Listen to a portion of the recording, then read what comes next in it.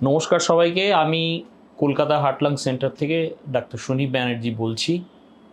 আজকে আমরা আলোচনা করব অল্প বয়সীদের মধ্যে হৃদরোগের সম্ভাবনা এবং তার প্রতিনিয়ত সংখ্যা বৃদ্ধিতে আমরা কি করতে পারি।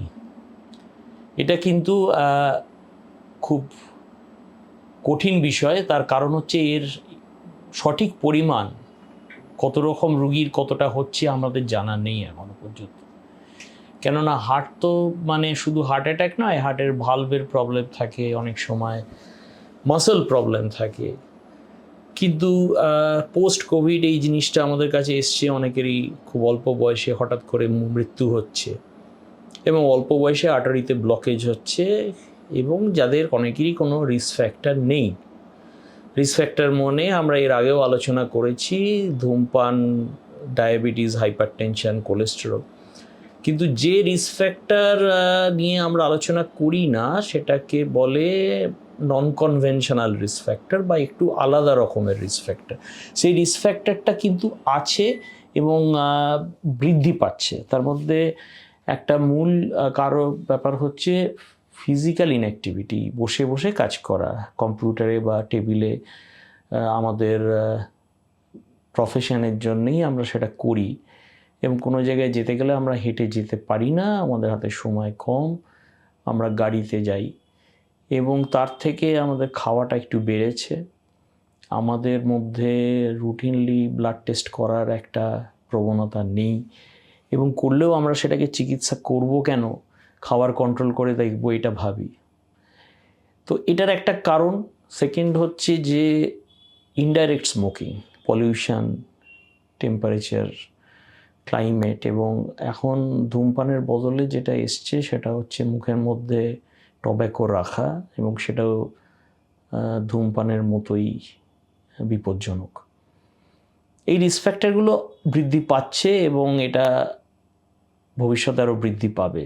তা সেটা থেকে আমাদেরকে নিজেদেরকে বাঁচাতে গেলে নিজেদেরকে এই ব্যাপারটাতে সাবধান হতে হবে, কেননা এইগুলো কিন্তু আমরা খুব একটা চট করে ল্যাবরেটরি রিপোর্টেও পাই না, আমরা নিজেদের দিকে তাকিয়ে দেখতেও চাই না যে এই সমস্যাগুলো আমাদের কাছে থেকে যাচ্ছে। আরেকটা ব্যাপার আছে, যাদের ফ্যামিলি হিস্ট্রি আছে, অল্প বয়সে মৃত্যুর সম্ভাবনা তাদের একটু প্রবল থাকে। সেই ক্ষেত্রে আমাদের রুটিন একটু ইকোকার্ডিওগ্রাফি, ইসিজি এবং কিছু ব্লাড টেস্ট হয়তো করার প্রয়োজন। এই বিভিন্ন হসপিটালে আজকাল কার্ডিয়াক চেক আপ হয়, তাতে এগুলো ধরা পড়ে। উত্তর হচ্ছে এগুলো ধরা পড়ে চিকিৎসা করলেই কি আমরা পুরোপুরি নিশ্চিত হতে পারবো? হয়তো না, কিন্তু এগুলো আমরা দেখতে পারি, কারণ এগুলোকে এখনো পর্যন্ত মডিফাই করা যায়। আরেকটা জিনিস যেটা আমরা দেখেছি, একটা সমস্যা হয় একটু চলাফেরা করতে গেলে গ্যাসের মতো একটা সিমটম বা একটা ডিসকমফর্ট, সেটাকে আমরা গ্যাস ভেবে উড়িয়ে অ্যান্টাসিড খাই, এবং অ্যান্টাসিড অ্যাবিউজও এখন বেড়ে গেছে। কেননা আমরা ডাক্তার হিসেবে দেখছি প্রত্যেকটা লোকই বলে যে আমি কিন্তু ওই একটা করে গ্যাসের ট্যাবলেট রোজ সকালে খাই। তো হয়তো গ্যাস থাকতে পারে কি না থাকতে পারে সেটা আলাদা বিষয়, কিন্তু আমরা খুঁজিয়ে বার করলে অনেক সময় দেখি যে হাঁটা চলা করতে গেলে কষ্ট হচ্ছে, সেটাকে লোকে গ্যাস বলে ভাবছে, ঢেকুর উঠছে, ঠিক হয়ে যাচ্ছে, এবং এগুলো কিন্তু খুব অল্প বয়সেও হচ্ছে। কত অল্প বয়সে হচ্ছে আমাদের জানা নেই।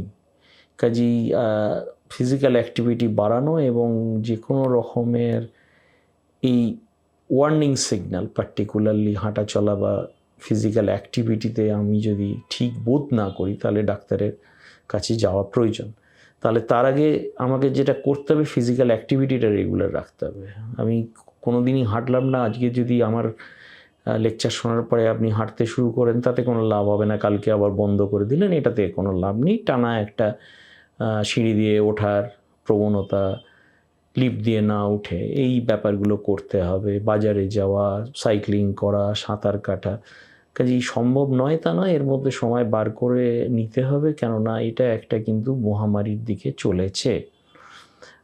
আর যাদের ফ্যামিলি হিস্ট্রি আছে হার্টের মাসেল দুর্বলের, বা যাদের কার্ডিওমায়োপ্যাথি একটা জেনেটিক ডিজিজ থাকে, সেখানে ফ্যামিলি হিস্ট্রির ওপর আমরা খুব জোর দিই। কাজে আজকে যে লোকেরা কার্ডিওমায়োপ্যাথি রোগে ভুগছে, তাদের ফ্যামিলি সকলেরই একটা স্ক্রিনিং করা দরকার। এবং অনেক সময় আমরা এই রোগটাকে খুব আর্লি স্টেজে ধরলে তাদেরকে আমরা সেইভাবে মতামত দিতে পারি। কোভিডের সঙ্গে সম্পর্কিত যেটা বললাম সেটা তথ্য আমাদের কাছে নেই, কিন্তু কোভিড ভ্যাকসিন বা কোভিড ডিজিজের পরে কারোর কার্ডিয়াক থ্রম্বোসিস বা ব্রেন থ্রম্বোসিস, লাংস থ্রম্বোসিস এগুলো হয়েছে।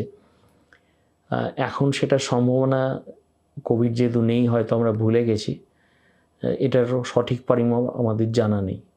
সেই জন্য আমাদেরকে দেখতে হবে যে আমি কতটা ফিট, এবং সেটা রেগুলার অ্যাক্টিভিটিতেই বুঝবো। এবং পিরিয়ডিক্যালি টেস্ট আমরা অনেক কিছুতে করি, অনেক কিছুতে খরচ করি। আমরা অনেক জামা কাপড় কিনি যেগুলো জীবনে একবারই পরলাম আর পরলামই না।